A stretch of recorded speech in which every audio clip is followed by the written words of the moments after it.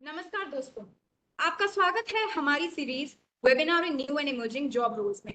आज हम big data की फील्ड में जो भी करियर ऑप्शंस मौजूद हैं उनको एक्सप्लोर करेंगे। आज की डिजिटल एज में हर इंडस्ट्री के लिए डेटा लाइफ ब्लड बन चुका है। इसमें स्किल प्रोफेशनल्स की डिमांड तेजी से बढ़ रही है, जो डेटा को मैनेज कर सकें, उसको एनालाइज कर सकें और उससे इंसाइट्स डिराइव करके वैल्यूएबल इंफॉर्मेशन शेयर कर सकें, जिस पर बिजनेस ट्रैजेक्टरीज डिटरमिन करता है। इस पर विस्तार से बात करने के लिए हमारे साथ डॉक्टर महेश कुमार सिंह जी मौजूद हैं। Sir Dronacharya group of institutions में असिस्टेंट प्रोफेसर के पद पर कार्यरत हैं और इन्हें इस फील्ड में एक्सपर्टीज हासिल है। अब मैं नेशनल फॉर करियर सर्विसेज की डायरेक्टर मैडम मिसेस एमलता गौतम स्वागत करती हूँ और मैडम से अनुरोध करती हूँ कि वो इस कार्यक्रम को आगे बढ़ाएं। Over to you madam. Thank you Akanksha. Welcome Mahesh ji. मुझे बहुत खुशी है कि आपने अपना वैल्यूबल समय निकाला और हमारे जो करियर काउंसलर्स हैं जो कि अक्रॉस इंडिया में काम कर रहे हैं, उनको अपना जो भी एक्सपीरियंस है वो शेयर करने के लिए आप एग्री किए, उसके लिए बहुत बहुत शुक्रिया।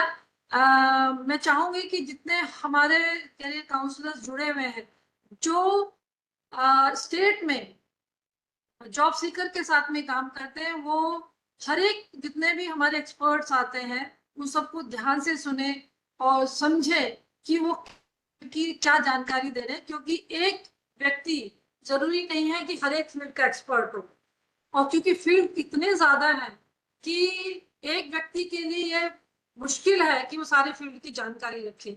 फिर भी हम डॉक्टर महेश जैसे एक्सपर्ट्स के थ्रू ये चाहते हैं कि जितना भी फील्ड है उसके बारे में मैक्सिमम इंफॉर्मेशन आप लोगों को दे। डॉक्टर महेश, मैं आपको ये बताना चाहूंगी कि जो ये नेशनल कैरियर सर्विस पोर्टल है वो देश भर में एम्प्लॉय सर्विसेज प्रोवाइड कर रहा है। हमारे 400 मॉडल कैरियर सेंटर्स हैं जिसमें जिसमें हमारे यंग प्रोफेशनल्स भर्ती किए हुए हमने, और वो अपने अपने स्टेट अपने अपने एरिया में जितने भी जॉब सीकर हैं उनको जॉब से रिलेटेड कैरियर रिलेटेड सारे इंफॉर्मेशन देते हैं, उनको प्लेस कराते हैं, जॉब फेयर कराते हैं, कैरियर काउंसलिंग कराते हैं। There are number of services जो हमारे यंग प्रोफेशनल जो है इम्पार्ट करते हैं स्टेट्स में। ये सारी की सारी सुविधाएं फ्री ऑफ कॉस्ट है और भारत सरकार देश भर के युवाओं को आगे बढ़ाने के लिए, उनको जॉब दिलाने के लिए ये सारी सर्विसेज स्टार्ट करी गई है। और आप जैसे एक्सपर्ट्स के माध्यम से हम डिफरेंट फील्ड के जो कैरियर ऑप्शंस हैं वो उन तक पहुंचाने की कोशिश करते हैं। ये जो प्रोग्राम है ये प्रॉपर तरीके से रिकॉर्ड होगा और रिकॉर्डिंग के बाद ये प्रोग्राम जो है हमारे यूट्यूब चैनल पे जाएगा, जो कि NICS का यूट्यूब चैनल है हमारे इंस्टीट्यूट का, और साथ ही NCS का नेशनल कैरियर सर्विस पोर्टल का। तो दोनों ही यूट्यूब चैनल पे दोबारा से इस प्रोग्राम को देख सकते हैं। यही नहीं, हमारे जो पिछले करीब 38 के आसपास जो प्रोग्राम हुए हैं वो सारे के सारे यूट्यूब चैनल्स पे पड़े हुए हैं। जिस भी फील्ड के आपके पास लोग आते हैं कैरियर गाइडेंस के लिए, आप उनमें से कोई भी वीडियो उस फील्ड का उठा करके उनको दिखा सकते हैं, सो दैट कि वो 1-to-1 इंफॉर्मेशन ले सके। Thank you everyone for joining this session. I hope you will enjoy the session. Dr. Mahesh, please start your lecture so that हमारे जो young professionals हैं, हमारे lecturers हैं, वो आपके जो अनुभव हैं उससे लाभान्वित हों। Thank you so much. Thank you, ma'am. Thank you for nice introduction. मैं doctor Mahesh Kumar Singh, associate professor, Dronacharya group of institution. मैंने बीटेक किया है कंप्यूटर साइंस एंड इंजीनियरिंग में, फिर मैंने एमटेक किया कंप्यूटर साइंस में, और मैंने पीएचडी भी कंप्यूटर साइंस इंजीनियरिंग में किया। लास्ट अप्रॉक्सीमेट 20 ईयर से मैं कंप्यूटर साइंस में टीचिंग का काम कर रहा हूँ, जिसमें वेरियस इंस्टीट्यूशंस थे जो AKTU से रिलेटेड है। इसके अलावा यूनिवर्सिटी थी, बहुत सारे हमने वेबिनार अटेंड किए और बहुत सारे वेबिनार में हमने प्रेजेंट भी किया। और मैंने ये देखा कि जो कमिंग एरा है वो कंप्यूटर का ही है, क्योंकि सब हर जगह ऑटोमेशन हो रहा है। तो ऑटोमेशन में हमको कंप्यूटर का नॉलेज रिक्वायर्ड है और इसमें अपॉर्चुनिटी बहुत ज़्यादा है। और जैसे कि हमारा जो टॉपिक है बेसिकली वो है बिग डेटा। अभी जो इसके प्रीवियस में यदि हम देखा जाए 2000 पहले की बात करें तो वहाँ पे हम रिलेशनल डेटाबेस की बात करते थे, जिसमें कि डेटा को स्टोर करना और डेटा में सर्च करना इस तरह से होता था, क्योंकि उस समय डेटा हमारे पास बहुत ज़्यादा नहीं होता था। लेकिन अब क्या हुआ कि जब से इंटरनेट आया और टेक्नोलॉजी चेंज आया, उसके साथ साथ डेटा जो बहुत ज़्यादा जनरेट होने लगा। अब डेटा ज़्यादा जनरेट हो रहा है क्योंकि हर समय लोगों के हाथ में मोबाइल फोन्स होते हैं।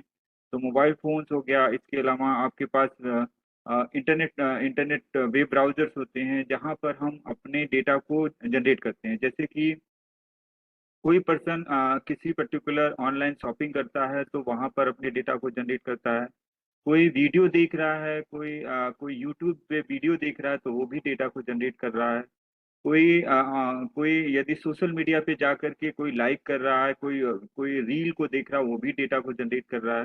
तो हर जगह यदि हम देखा जाए कि आजकल यदि छोटे छोटे बच्चों को भी यदि देखें तो सारे के सारे बच्चे क्या करते हैं आजकल, वो रील्स वगैरह देखते हैं या यूट्यूब पे जा करके देखते हैं। तो उससे क्या होता है कि डेटा काफ़ी जनरेट हो रहा है। अब डेटा जब ज़्यादा जनरेट हो रहा है तो उसको उसको स्टोर करने के लिए, उसको प्रोसेस करने के लिए हमारा जो ट्रेडिशनल मेथड था वहाँ पर हम क्या कर रहे हैं, हम फेल हो रहे हैं। तो उसको अवॉइड करने के लिए हमारे पास जो कंसेप्ट आया है वो बिग डेटा का आया। तो बिग डेटा बेसिकली क्या है, डेटाबेस की तरह है, लेकिन इसमें जो डेटा है वो एक स्ट्रक्चर टाइप का डेटा नहीं है। जैसे कि हमारा रिलेशनल डेटाबेस होता था, जिसमें कि जैसे बैंकिंग के डेटाबेस होते थे जो टेबुलर थे, की होती थी, उसको हमको सर्चिंग करना आसान होता था। लेकिन आजकल क्या है कि जो डेटा जो जनरेट हो रहा है, जैसे कोई ब्लॉग लिख रहा है तो उस पे लाइक कर रहा है, उसको रीड कर रहा है। इसी तरह से कोई यूट्यूब पे जा रहा है तो यूट्यूब पे वो सब्सक्राइब कर रहा है, लाइक कर रहा है, व्यू कर रहा है। तो उस केस में देखा जाए तो जो डेटा जो जनरेट हो रहा है उसके फॉर्मेट अलग अलग हो रहे हैं। तो फॉर्मेट अलग अलग होने की वजह से क्या होता है कि जो हमारा ट्रेडिशनल सिस्टम था, जो रिलेशनल डेटाबेस का था, वो उसको सपोर्ट नहीं करता है। तो उसके लिए हमारे पास बिग डेटा का कंसेप्ट आया। बिग डेटा बेसिकली क्या है, जो हमें हमारे डेटा का साइज पेटाबाइट में हो जाता है तो हम उसको बोलते हैं बिग डेटा। और बिग डेटा में बेसिकली तीन तरह के डेटा होते हैं। यदि हम उनकी करेक्टरिस्टिक्स की बात करें तो उसमें तीन तरह के डेटा होते हैं। उनको हम बोलते हैं स्ट्रक्चर डेटा और अनस्ट्रक्चर्ड डेटा और सेमी स्ट्रक्चर्ड डेटा। ये डिपेंड करता है कि हम किस तरह का डेटा स्टोर हो रहा है। यदि स्ट्रक्चर डेटा है तो उसको हम बोलेंगे टेबल के फॉर्म में हो रहा है और आपस में वो रिलेटेड होता है। अनस्ट्रक्चर्ड डेटा है जिसमें कि कोई वीडियो भी डाल सकता है, कोई ऑडियो डाल सकता है, कोई लाइक कर सकता है, कोई इमोजी डाल, कुछ भी यदि कोई डेटा डालता है तो वो क्या करता है, अपनी इंफॉर्मेशन को शेयर करना चाह रहा है, अपनी व्यू को देना चाह रहा है उस पर्टिकुलर कमेंट के करस्पॉन्डिंग, जो वो देखता है उसमें अपना अपना व्यू देना चाह रहा है।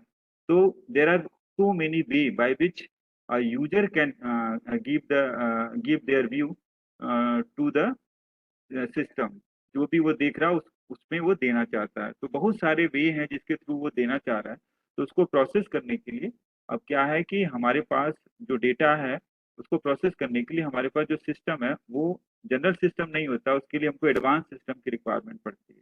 और यदि बिग डेटा की बात को प्रोसेस करने के लिए प्रोसेस करते हैं, क्योंकि उससे हमको इंसाइट्स फाइंड आउट करना होता है, जिससे कि हम डिसीजन सपोर्ट सिस्टम बना सकें। डिसीजन सपोर्ट सिस्टम बेसिकली क्या हो कि हमको फ्यूचर में किसी ऑर्गेनाइजेशन में क्या डिसीजन लेना है, सो दैट कि हम अपने ऑर्गेनाइजेशन की परफॉर्मेंस को इंक्रीज कर सकें।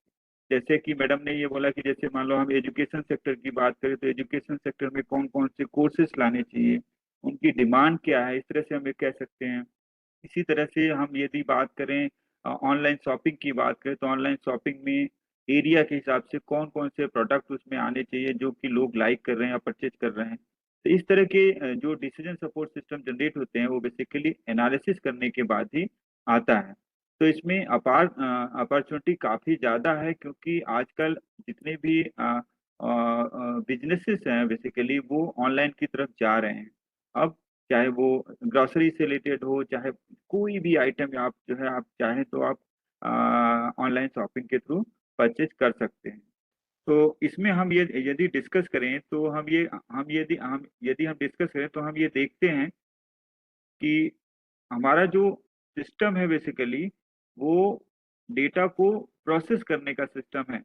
अब डेटा को जब यदि हम प्रोसेस करते हैं तो किस तरह से हम प्रोसेस करें, क्योंकि ये जो डेटा है बेसिकली क्या है, इस पर्टिकुलर वेबिनार में हम जो डिस्कस करेंगे बेसिकली जो हमारा कंटेंट है वो इंट्रोडक्शन है, बिग डेटा का इंट्रोडक्शन है, उसका एप्लीकेशन कहाँ कहाँ पे एप्लीकेशन उसके हैं, कौन कौन से टूल्स और टेक्नोलॉजी हैं जो बिग डेटा के लिए यूज किए जाते हैं, कौन कौन से कोर्सेज होंगे जो डिपेंड करता है कि आप कौन कौन से कोर्सेज उसमें आप कर सकते हैं, और कैरियर अपॉर्चुनिटी कौन कौन सी है, इसके बारे में हम इस वेबिनार में डिस्कस करेंगे।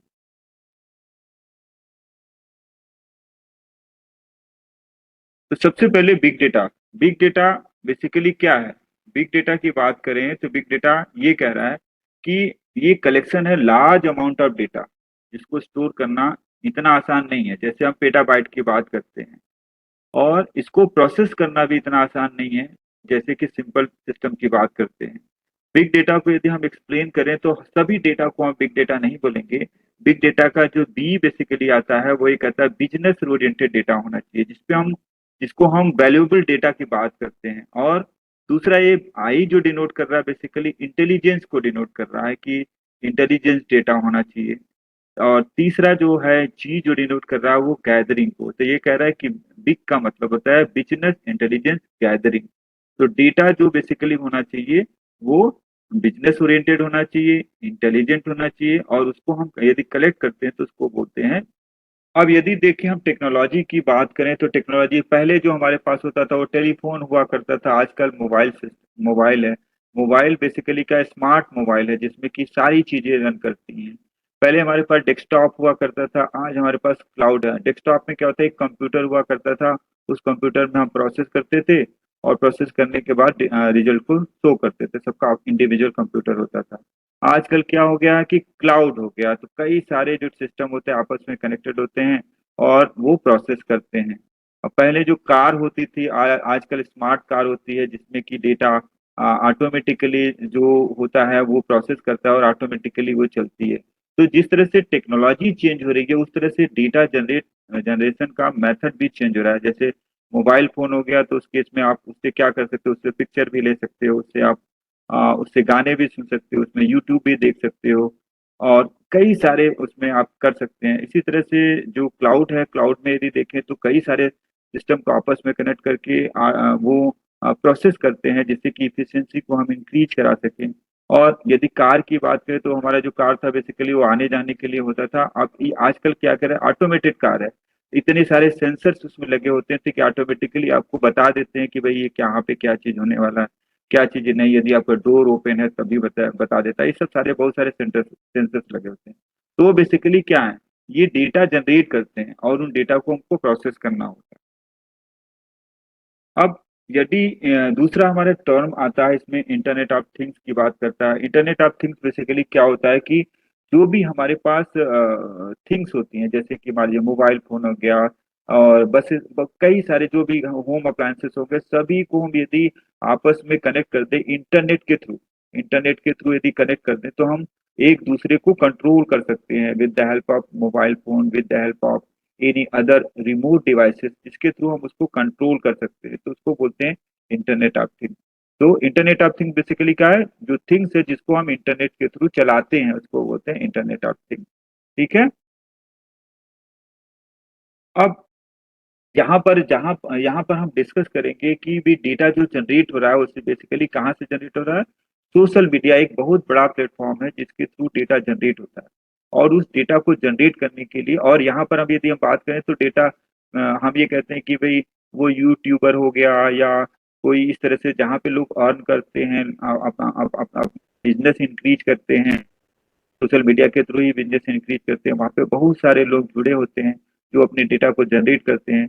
और जो भी कंपनीज होती हैं, जो भी बिजनेस ओरिएंटेड कंपनीज होती हैं, वो उन सभी यूजर्स के डेटा को प्रोसेस करती हैं। प्रोसेस करने के बाद और अपना डिसीजन सपोर्ट सिस्टम जनरेट करती हैं, जिससे कि वो कमिंग फ्यूचर में उन पर्टिकुलर यूजर के करस्पॉन्डिंग अपने आप को चेंज कर सकते हैं। यदि हम डिस्कस करें बिग डेटा को, तो यहाँ पर यदि कोई आपसे बिग डेटा की बात करता है और फाइव वीज की बात नहीं करता तो इसका मतलब आपको बिग डेटा के बारे में कुछ भी नहीं मालूम।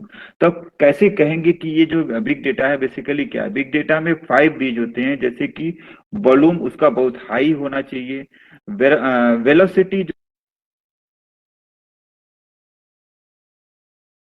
डेटा है वो बहुत तेजी से data change per unit time बहुत हाई स्पीड के साथ क्या हो रहा है। और तीसरी चीज ये होगी कि जो उसमें जो आप डेटा को स्टार्ट करेंगे तो वो वैल्यूएबल होना चाहिए, सो दैट कि हम डिसीजन सपोर्ट सिस्टम बना सकें।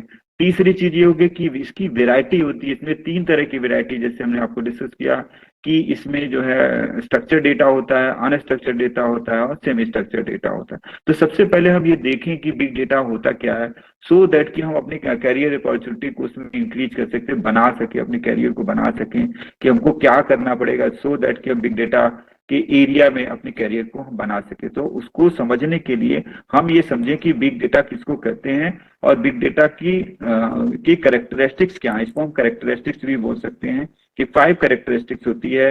वॉल्यूम होता है जो बहुत हाई होता है, वैल्यू होती है क्योंकि उसको स्ट्रक्ट करेंगे तो डिसीजन सपोर्ट सिस्टम बनाना पड़ता है, उसमें फ्रिक्वेंटली डेटा चेंज बहुत फ्रिक्वेंटली होता है, इसकी वजह से उसकी वेलोसिटी बहुत हाई होती है।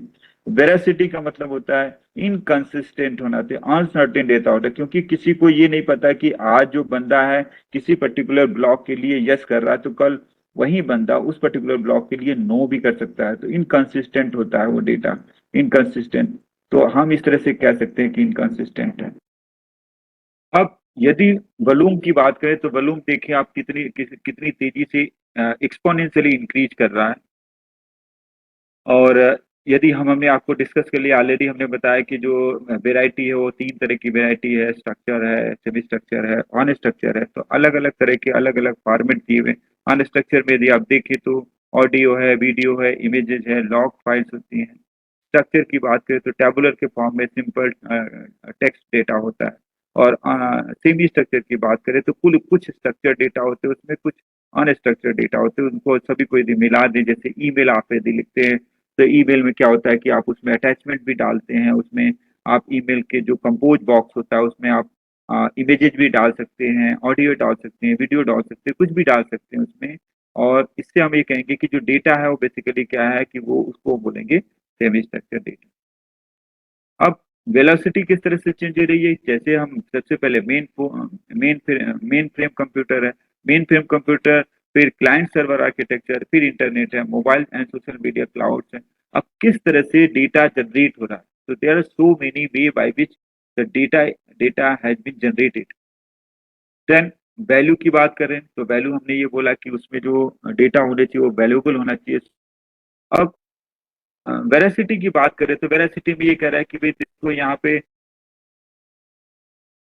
जो कि यहाँ पर है ही नहीं, बहुत सारे लोग उसमें डेटा को डालते नहीं है, उनका उसका सीक्वेंस सही नहीं होता, मतलब इनकंसिस्टेंट होता है, इनकंसिस्टेंट डेटा होता है। Then what are the opportunity of big data, big data की क्या अपॉर्चुनिटी है, बिग डेटा क्यों यूज किया जाता है? ये बहुत ही कॉस्ट इफेक्टिव होता है। स्टोरेज, वेरी हाई स्टोरेज को हम कॉस्ट इफेक्टिवली स्टोर कर सकते हैं, जैसे कि जिसमें हम हडूप सिस्टम की बात करते हैं, हडूप में हम बात करते हैं कि HDFS की बात करते हैं, हडूप डिस्ट्रीब्यूटेड फाइल सिस्टम, जहां पर हम लार्ज अमाउंट ऑफ डेटा को स्टोर करा सकते हैं।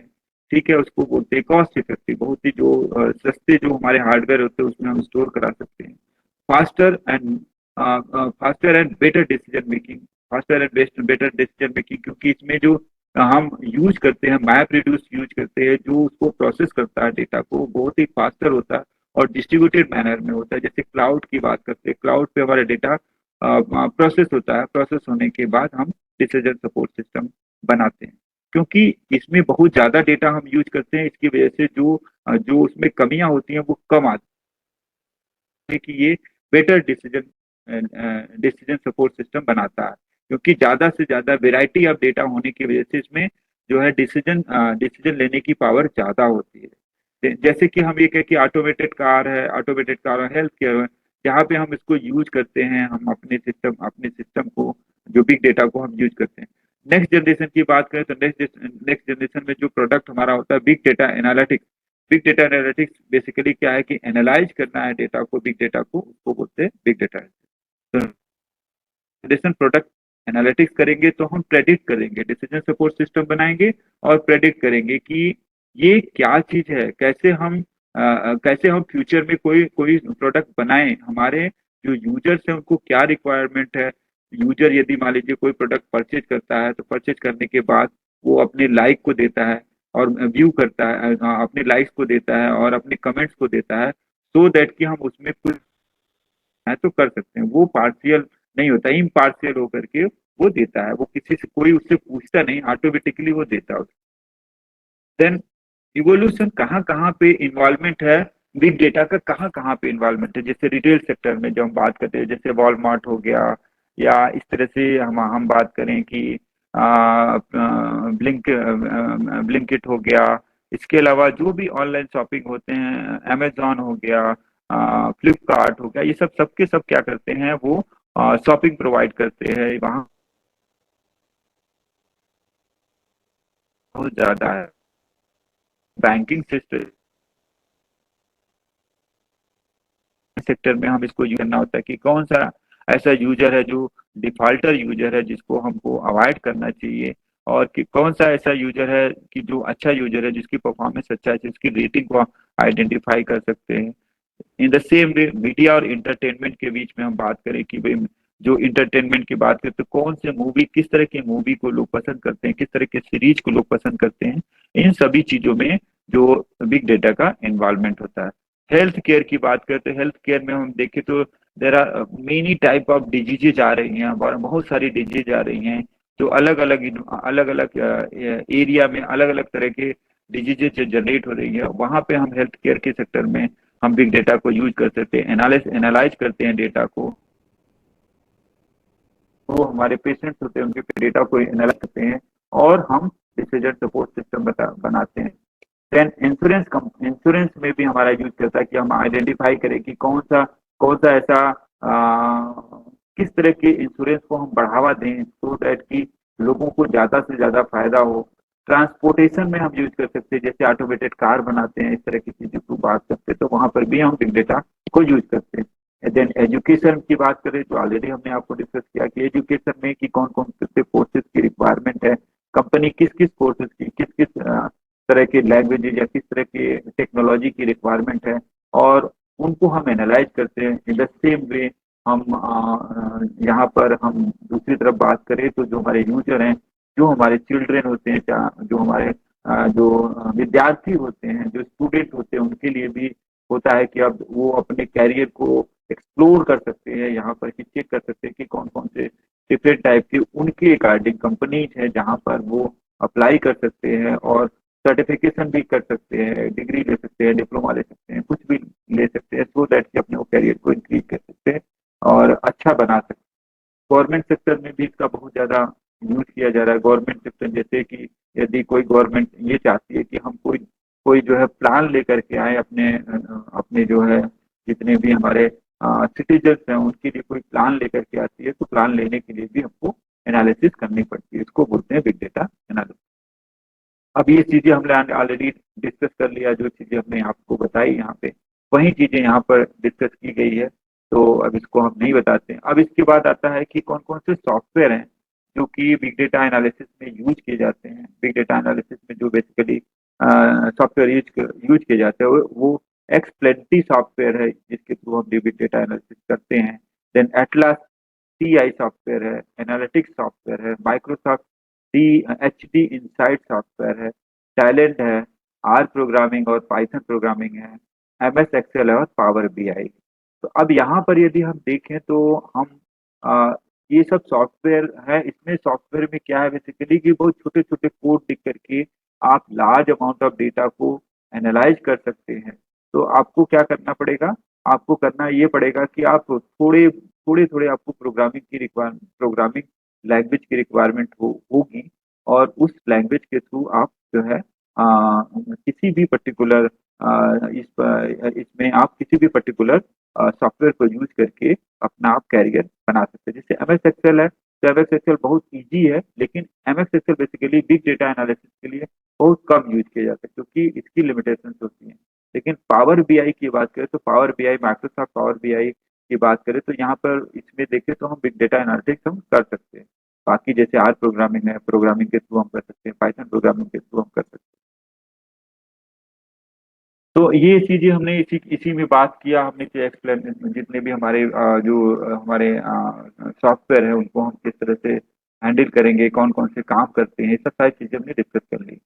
अब ये उनके फीचर्स के बारे में बोल रहा है, बता रहा है। अजूर सॉफ्टवेयर से अजूर की बात कर रहा है, टैलेंट की बात, आर प्रोग्रामिंग की बात कर रहे हैं। अदर्स जैसे हम बात करें जनरली जो यूज करते हैं, जो सर्विसेज प्रोवाइड करती है, जैसे हम ये कहते हैं थर्ड थर्ड पार्टी सर्विसेज। जैसे हम ये कहते हैं कि नहीं, हमारा डेटा जो कंपनी जो होती है, कंपनी अपना डेटा कहीं पे स्टोर कराती है, प्रोसेस कराती है और रिजल्ट को जनरेट करती है। तो उसमें सबसे अच्छा और सबसे पहला जो नाम आता है वो अपाचे हडूप का नाम आता है। अपाचे हडूप हडूप बेसिकली क्या है, एक तरह का फ्रेमवर्क है जहाँ पर हम डेटा को स्टोर भी करते हैं, प्रोसेस भी करते हैं और रिजल्ट को भी जनरेट करते हैं।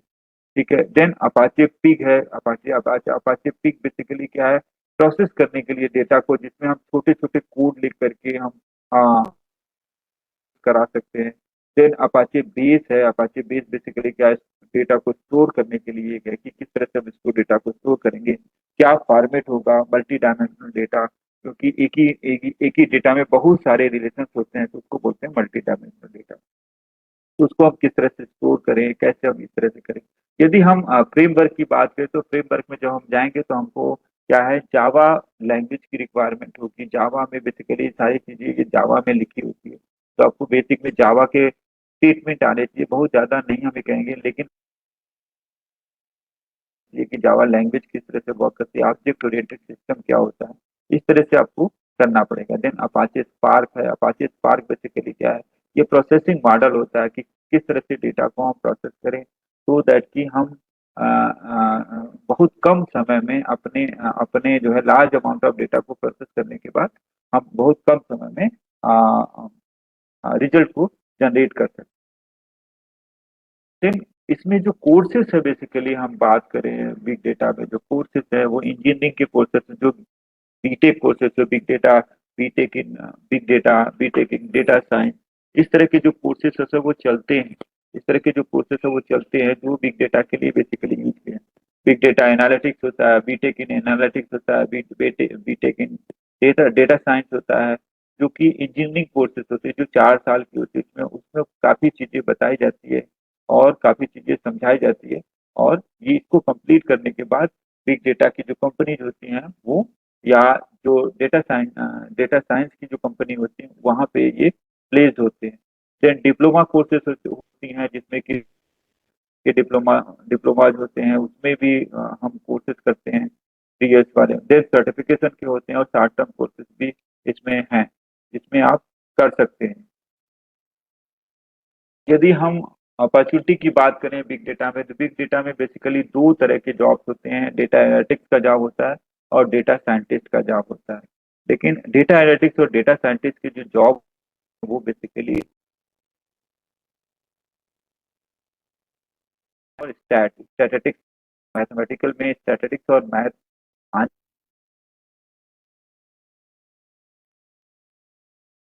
करेंगे कि भाई इसमें डेटा किस तरह का है, कैसे एनालाइज करोगे विदाउट यूजिंग द फॉर्मूला। फॉर्मूले के लिए आपको क्या करना पड़ेगा, आपको मैथ आनी चाहिए। तो इसका बेसिक जो बेस है वो मैथ होता है।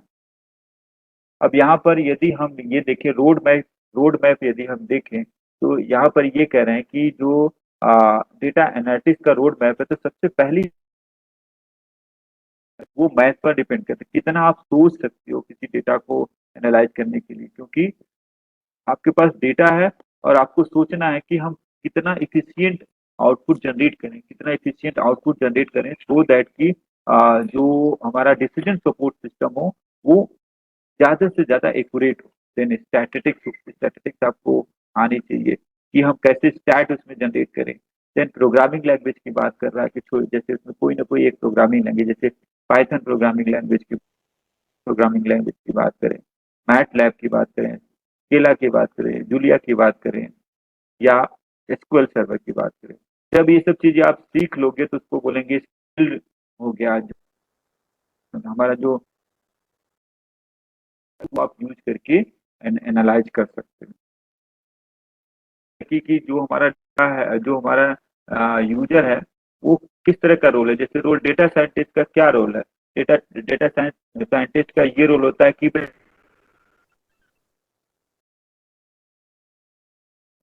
नेचुरल लैंग्वेज प्रोसेसिंग आपको पता होनी चाहिए, सो दैट कि हम आइडेंटिफाई कर सके। देन मशीन लर्निंग का मतलब ये हो गया कि हम अपने मशीन को लर्न कराएं कि भाई हमारा ये डेटा है और इसका ये आउटपुट है, आउटपुट पे हमको यदि इस तरह का हम डेटा इसको देते हैं, इस तरह का आउटपुट आ रहा है, तो कल का यदि अनसीन कोई डेटा आता है तो ये बता दे कि इसका आउटपुट इस तरह का आएगा, तो उसको बोलते हैं machine learning. Then conceptual modelling होनी चाहिए, क्योंकि यदि आपका मैथमेटिक्स अच्छा नहीं है, यदि मैथमेटिक्स आपका खराब है, तो उस केस में मॉडलिंग करना, कंसेप्चुअल मॉडलिंग करना इतना आसान नहीं होता, क्योंकि कंसेप्चुअल मॉडलिंग आपको आनी चाहिए। क्योंकि इसमें जो जॉब होती है बेसिकली बहुत हाई लेवल की भी जॉब होती है, लो लेवल की भी जॉब होती है, लेकिन ज्यादातर इसमें जो लेवल है वो हाई लेवल की जॉब होती है। देन स्टैटिस्टिकल एनालिसिस आपको आनी चाहिए कि मीन क्या होता है, मीडियन क्या होता है। इस तरह से अब हम ये बात कर सकते हैं कि हम कैसे स्टैट को इसमें अप्लाई करें। ठीक है, इस तरह से हम कर सकते हैं। देन प्रेडिक्शन मॉडलिंग का मतलब क्या है, कि मतलब ये है कि हमको ये देखना है कि हम फ्यूचर में हम यदि हम इसको यूज करें डेटा को, तो फ्यूचर में किस तरह का रिजल्ट जनरेट करेगा। देन बिग डेटा में डी का क्या रोल है, डीबीए भी एक तरह का एक बिग डेटा में रोल प्ले करता है, जहाँ पे डेटा को हम स्टोर करते हैं। तो डेटा इसको हम किस तरह से करेंगे, क्या मॉडल होगा उसको स्टोर करने का, कैसे हम इकोसिस्टम जनरेट करेंगे कि डिफरेंट टाइप के यदि लैंग्वेजेस से उसको यूज करना चाह रहा है, एक्सेस करना चाह रहा है, तो कैसे उसको एक्सेस करें। तो डीबीए का रोल भी इस तरह से होता है, इस तरह से आप देख सकते हो। ज्यादा हम इसमें डिस्कस नहीं करते हैं। और एडमिनिस्ट्रेटर का क्या रोल होगा, हडूप एडमिनिस्ट्रेटर का, हडूप एडमिनिस्ट्रेटर का मतलब ये हो गया कि जो हमारा इकोसिस्टम है, इकोसिस्टम बेसिकली क्या है कि उसमें वैरायटी लोग जैसे कि कोई जो है एसक्यूएल को यूज करके एक्सेस करना चाह रहा है, कोई जो है स्क्रिप्ट को लिख करके एक्सेस करना चाह रहा है डेटा को, कोई जो है मशीन लर्निंग के थ्रू एक्सेस करना चाह रहा है। तो वो क्या करता है, एक ही सिस्टम क्या करता है, हर तरह के डिफरेंट टाइप के इन्वायरमेंट इन्वायरमेंट को सपोर्ट करता है, डिफरेंट टाइप के इन्वायरमेंट को सपोर्ट करता है। जैसे हम कहते हैं कि इकोसिस्टम है, तो इकोसिस्टम में क्या मतलब होता है कि एक ऐसा सिस्टम जिसमें वैरायटी के लोग, जैसे हमारा देश की अपने अपने कंट्री की बात करें, तो ये वैरायटी ऑफ लैंग्वेजेज है, वैरायटी ऑफ पर्सन है, स्ट्रक्चर है हमारे देश की, तो हम इस तरह से इसको बोलते हैं इकोसिस्टम। तो इसमें वैरायटी के लोग सिमिलर सिस्टम को एक्सेस करते हैं, तो उसको हमको उसके लिए एडमिनिस्ट्रेशन की रिक्वायरमेंट होगी। तो उसके रोल क्या होंगे ये वो यहाँ पर डिस्कस की गई है। देन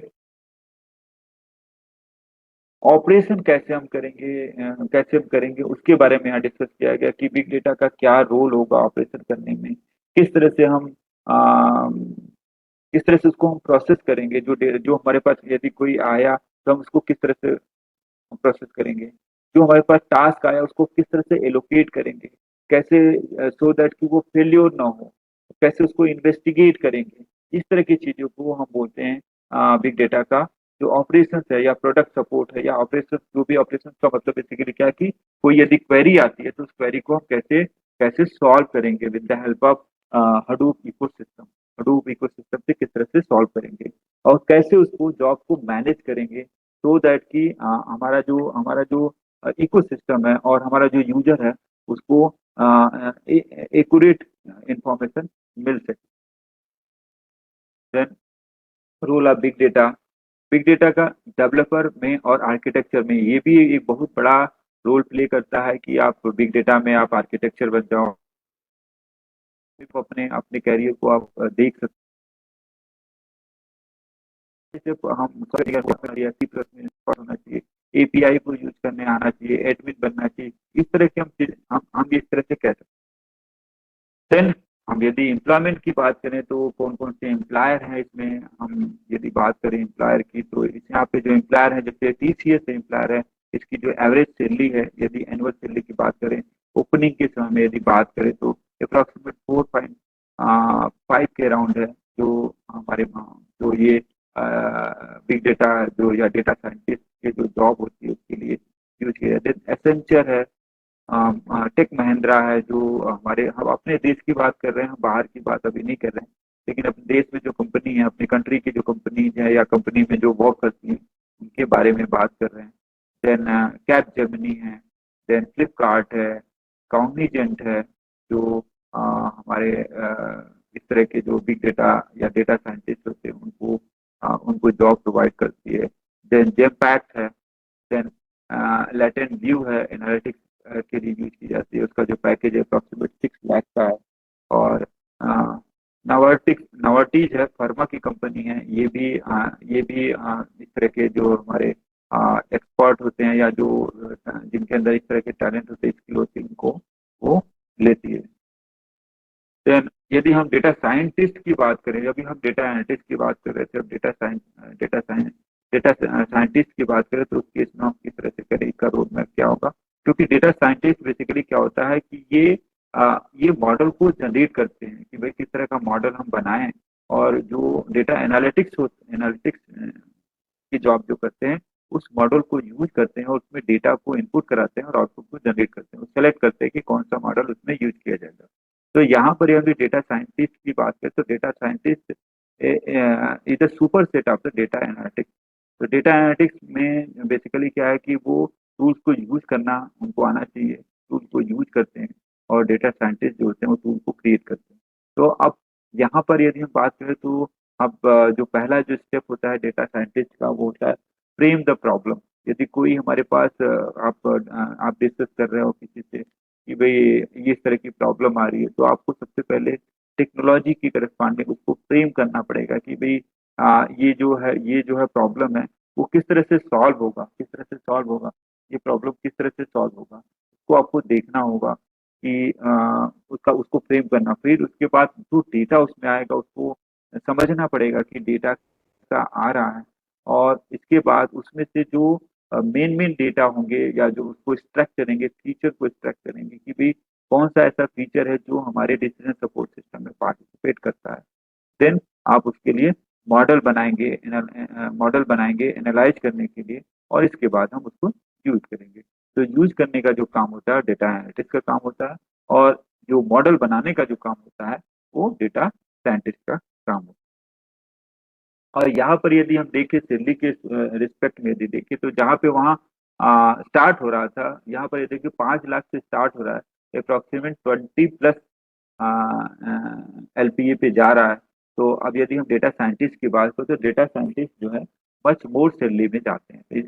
यहाँ पे स्टार्टिंग एंट्री लेवल पे यदि हम देखें तो हमारा 5 लाख से स्टार्ट हो रहा है LPA जो हमारा 5 लाख। Any question?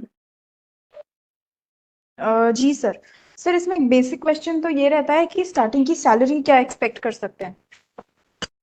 इसमें डिपेंड करता है मैडम कि जैसे कि भाई कौन सी डिग्री उसके पास, यदि 4 ईयर की डिग्री यदि है तो हम यदि डेटा साइंटिस्ट की बात करें तो जो फ्रेशर्स होते हैं अप्रॉक्सीमेट 5 लाख LPA से स्टार्ट करते हैं।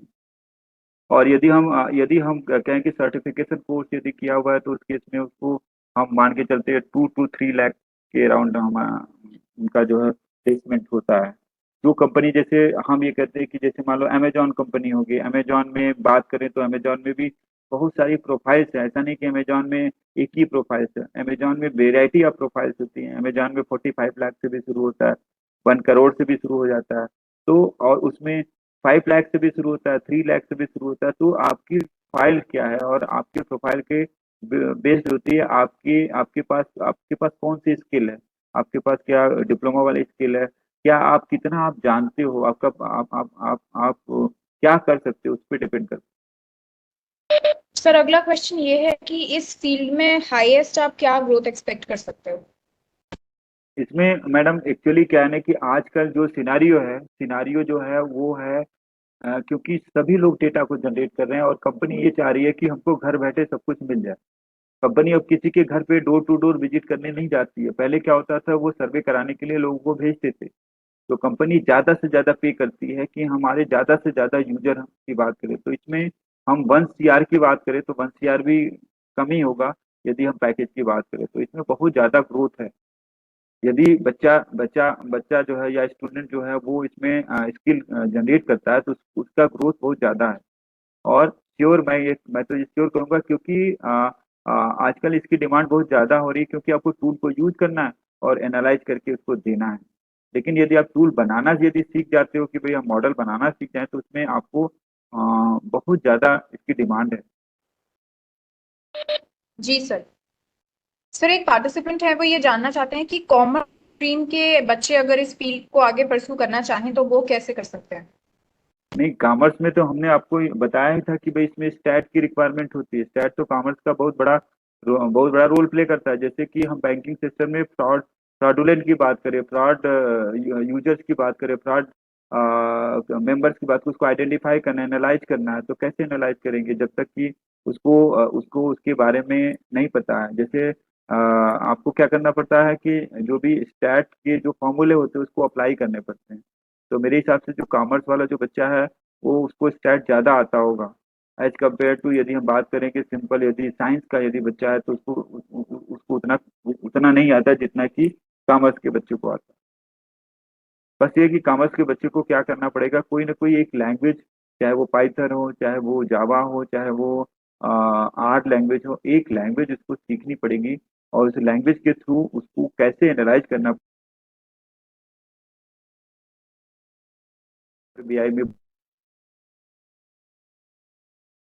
कोड लिखने पड़ते हैं, आ गया तो बहुत ही इजीली वो कर सकता है। क्योंकि बाकी तो उसको कॉमर्स के बारे में इंफॉर्मेशन तो होती है कि भाई क्रेडिट क्या होता है, डेबिट क्या होता है, ऐसा सारी चीजें उसको पता रहता है कि भाई ये वो कर सकता है।